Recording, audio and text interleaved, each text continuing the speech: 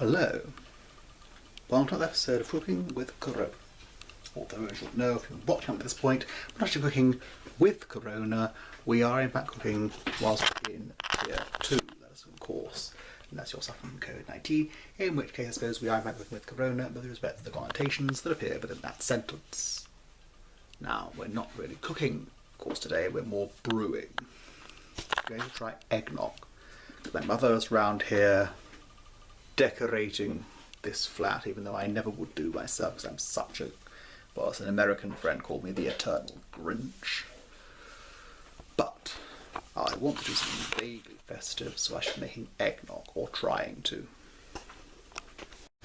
First of all, we'll need eggs as fresh as possible, as near to the time when they came out of the bird as conceivable, as it appears to have happened here, because these lovely little things which I got from the butchers, even one of them even had a little feather on them.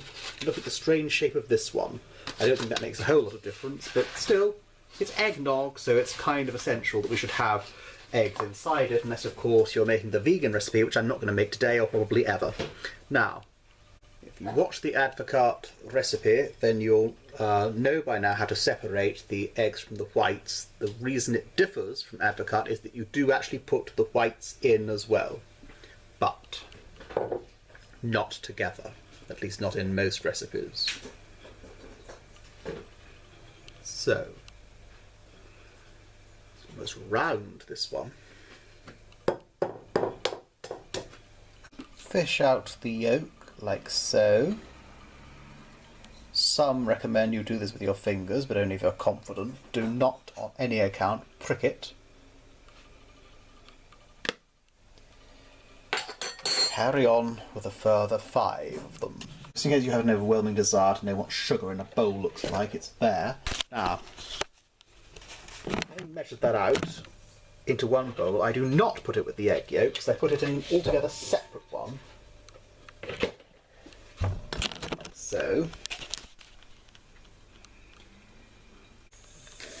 in with the yolks. Let's see if we can find an electric mixer. I could, but I can't really show you.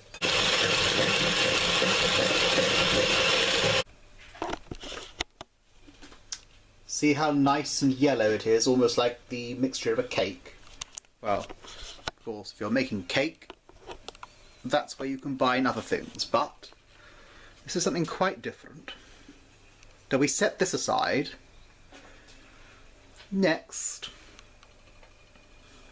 we deal with the whites.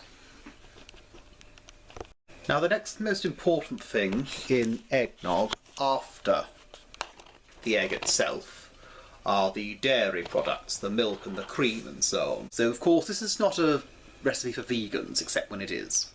So, let's see if we measure it out properly. This whole milk, of course, not any of your sort of watery red top nonsense. A little under 500 millilitres then. 400 of double cream. In goes the cream then. Now I've got to be honest, I honestly thought that the liquor to add was brandy. It sounded more festive that way, but in fact it's rum. Some add whiskey instead of, or as well. Unfortunately, as you may recall from the hot toddy recipe, I do in fact have some of this spiced rum here. In that will go then. Around 350 millilitres of it. Wow. Or is it 80? That's quite a variation. We'll go with 200. Debating whether to put a little whiskey in it. I'll put in a lid full. Just turn on the stove then. Put in a little vanilla. Maybe a little cinnamon for luck. A little nutmeg next if it's to your taste. I know it is mine. Don't overindulge, of course, we don't want you to hallucinate. Now I shall stir in the liquor. Or some of it. I think some of it's meant to go in the yolks as well. Right. A few days later, I know, in the light, just for fun, we'll get this liquor here and drop that in with the yolk, which I'll mix in as well. Before I do anything, I'll just set it aside, get the mixer. We take this, we take these into the creamy, milky mixture.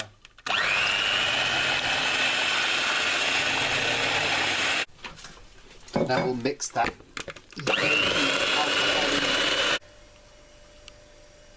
Little teaspoon, or I suppose this is a salt spoon really, of cream of tartar, and put those into the egg whites. Then we mix those as well.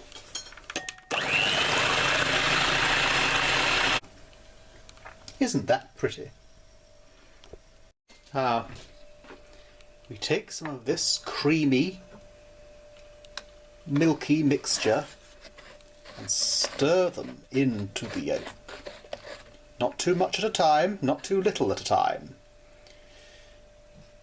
Ooh. This is not something to have, by the way, if you're on a diet. Each time I stir roughly, I see more yellow, and more cause, therefore, to add more cream. The cream and egg yolk mixture together. Here's the egg white. And on it goes. And you have this lovely froth at the top, almost like meringue.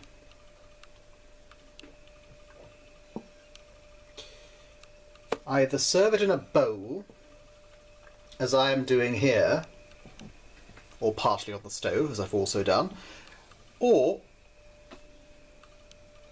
first pour all of this into little cups or glasses, and then put a healthy dollop of white onto the top of each. I think it's quite beautiful to see. As I say, not something to have if you're on a diet, but still. Very little that we have for Christmas is meant to be had if you're on a diet. I'll grate some more nutmeg over the top. Now I've just covered it and refrigerated it, ready for serving later. Right, my mother just came round. I served some to her and to myself, so I knew we wouldn't be poisoned when I finally put the camera on, so that you could see. She said it was very sweet and very tasty. In fact, you have to remember that there was alcohol in it, because you might want more and get slightly tipsy if you didn't remember. You can see how much of it we've already had between the two of us. And he played upon a ladle, and his name was Aiken Drum. I scraped some more nutmeg over it.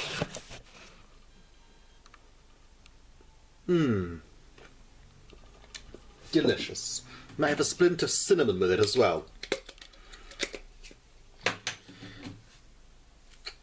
I had feared that I'd need to put sugar with the egg whites, but you don't need to. The cinnamon and the nutmeg works fine together as adequate sweetness.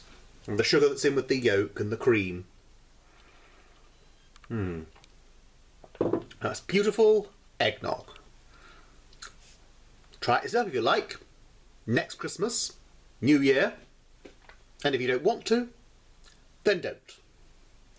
That's all for tonight. Thanks a lot. Ta-ta.